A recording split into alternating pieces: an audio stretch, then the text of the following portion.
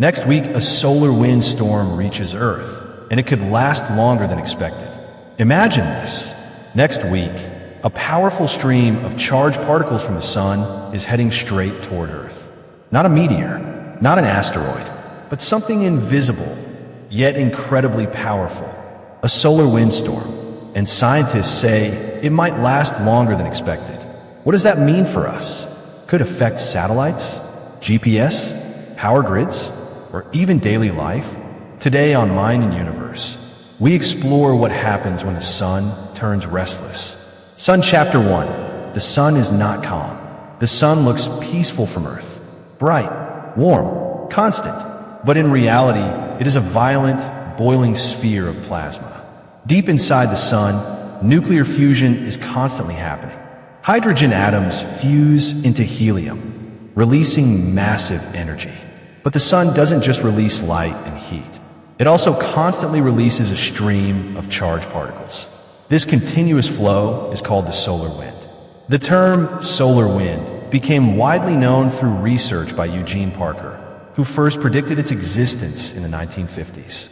At first, scientists doubted him, but later, space probes confirmed he was right. And today, we know the solar wind never stops. Wind Phase Chapter 2. What exactly is a solar windstorm? Normally, solar wind flows gently around Earth, but sometimes the sun erupts. Huge explosions on the sun's surface, called solar flares, blast energy outward. Even more powerful are coronal mass ejections, CMEs. A CME can send billions of tons of charged plasma into space at millions of kilometers per hour. If Earth is in the path, we experience a geomagnetic storm. NASA and organizations like NASA and National Oceanic and Atmospheric Administration constantly monitor these events. Because timing matters. Globe Showing Europe Africa Chapter 3. What happens when it reaches Earth? Here's the good news. Earth has a magnetic shield. It's called a magnetosphere. This invisible magnetic bubble deflects most harmful particles. Without it, life would not. When solar particles hit the magnetosphere, energy builds up. The result? Milky Way auroras that exist. When solar particles hit the magnetosphere, energy builds up. Beautiful northern and southern lights. But beauty hides power. If the storm is strong enough, it can disrupt satellites, interfere with radio signals, affect GPS accuracy, increase radiation exposure for astronauts, cause power grid fluctuations. And if it lasts longer than expected, the stress on technology increases. High voltage Chapter 4. Could it black out cities?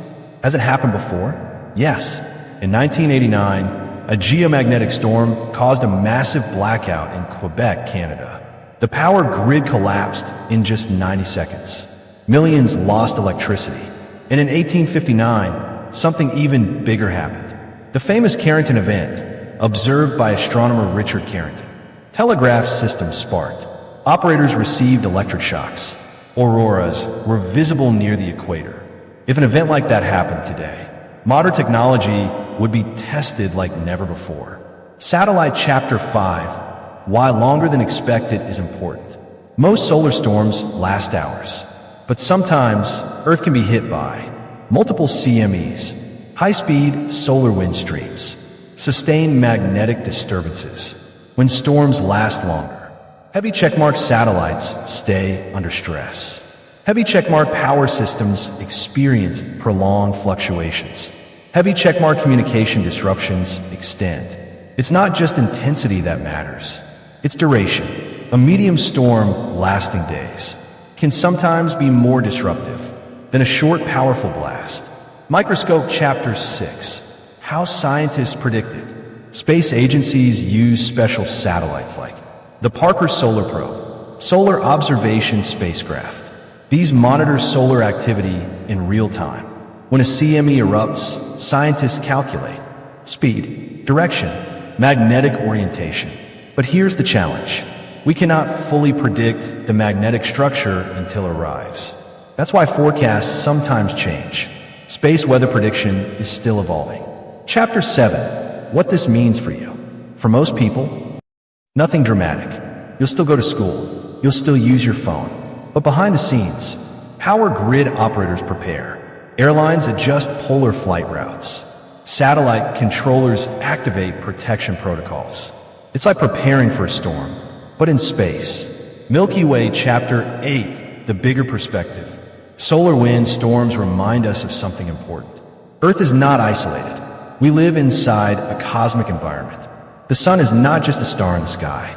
It directly affects our technology, climate layers, and space infrastructure. As humanity becomes more dependent on satellites, internet, GPS, space travel, space weather becomes more important. The more advanced we become, the more sensitive we are. Rocket Chapter 9. Are we prepared? Compared to 100 years ago? Yes. Compared to what might come? Maybe not fully. Governments and scientists are building more resilient satellites, stronger power grid protections, better early warning systems. But a superstorm remains a possibility. Not tomorrow, not next week, but someday. Cinematic reflection. Next week's solar wind storm is not the end of the world, but is a reminder. We live under the influence of a powerful star. Every sunrise is powered by nuclear fusion. Every aurora is a sign of cosmic interaction. And every solar storm is proof that space is alive. This is not science fiction. This is space weather, and we're just beginning to understand it. If you enjoyed this deep dive into cosmic forces, subscribe to Mind and Universe, and join us as we explore the mysteries above and beyond. Because the universe isn't silent, it's constantly speaking.